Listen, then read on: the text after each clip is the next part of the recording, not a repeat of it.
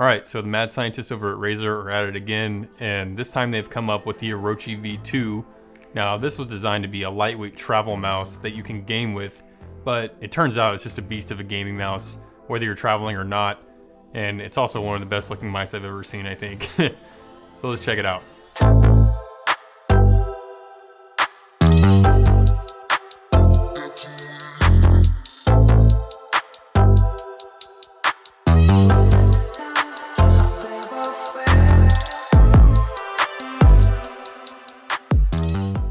Hey guys, my name's Chad and welcome back to the channel. Today we're taking a look at the Orochi V2. Now this mouse comes in two standard colors, black and white, for $70, and then Razer also has an option to customize the shell to whatever design you want, or you can pick one that was pre-made out from their website, and that's an additional $20, which will put you at 90 bucks. Plus you got to buy the batteries for this mouse, whether it's AAA or AA. We'll get into that a little bit more here in a minute. The size on this guy is coming in at 108 millimeters long, 60 wide, and 38 millimeters tall. Inside the box, you're gonna get the mouse itself, of course, along with a AA lithium battery, and you're gonna get a USB dongle to plug into your computer, and then you know the usual paperwork that you're probably not gonna read. Also, you wanna make sure you do not plug this dongle into a USB 2.0 port on your computer because you're gonna get a lot of skipping and lagging and stuff.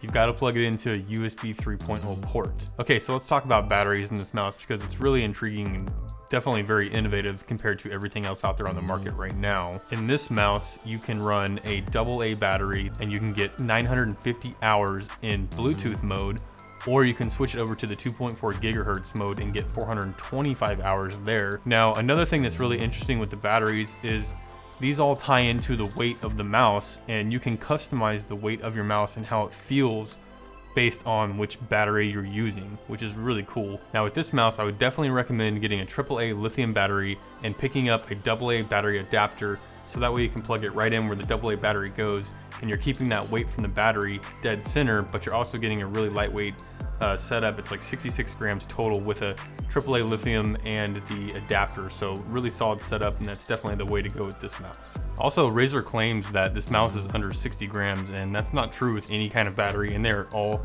so don't expect to hit sub 60 with any of these configurations. Even just a straight lithium AAA battery, you're going to be at 65 at best, not 60. Okay, on to the fun part of this review, the shape. Is it an egg or not? Pretty controversial on the internet right now what people are saying about this mouse and the shape. For whatever reason, like, people are freaking out, man. So I don't know, I feel like the only way to really decide is just to look at some footage.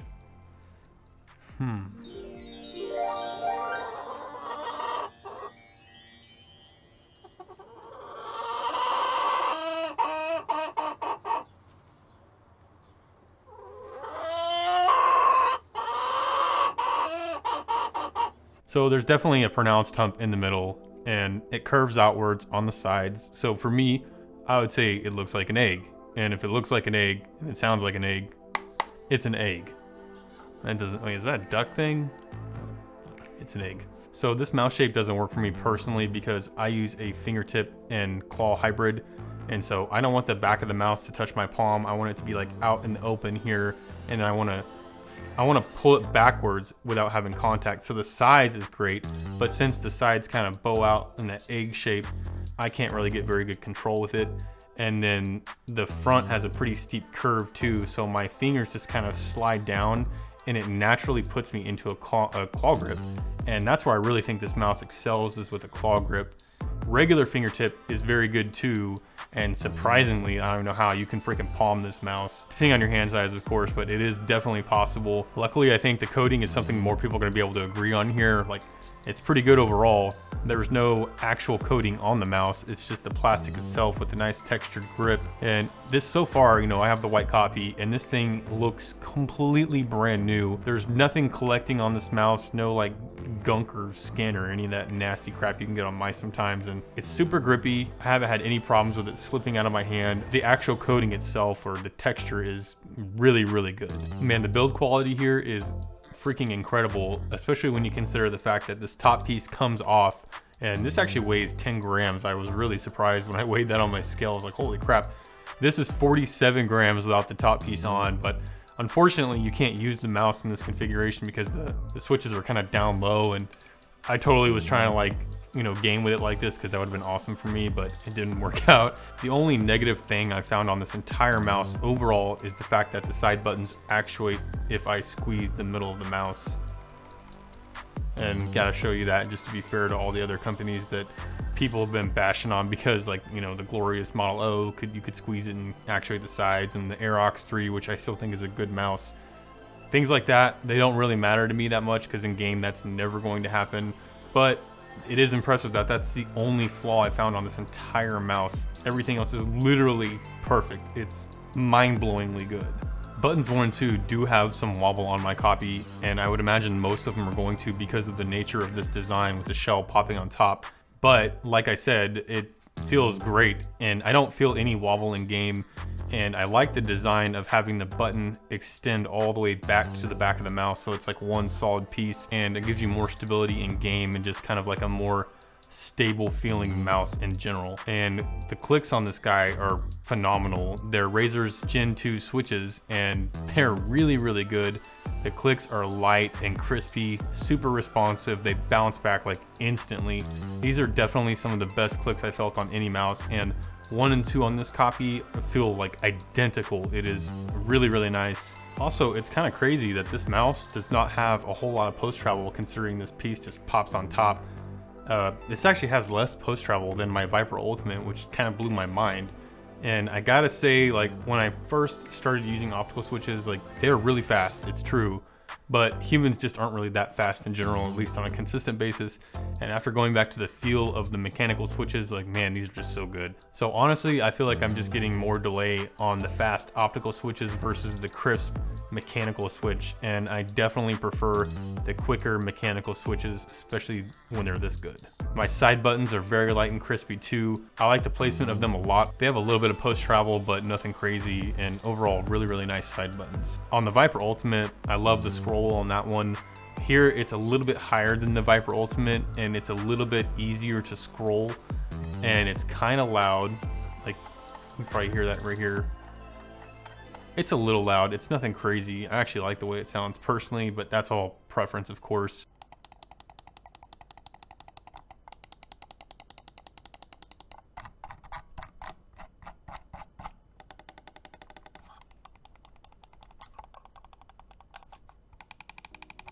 Okay, so flipping this guy over, we've got 100% virgin PTFE feet, which is always nice to see.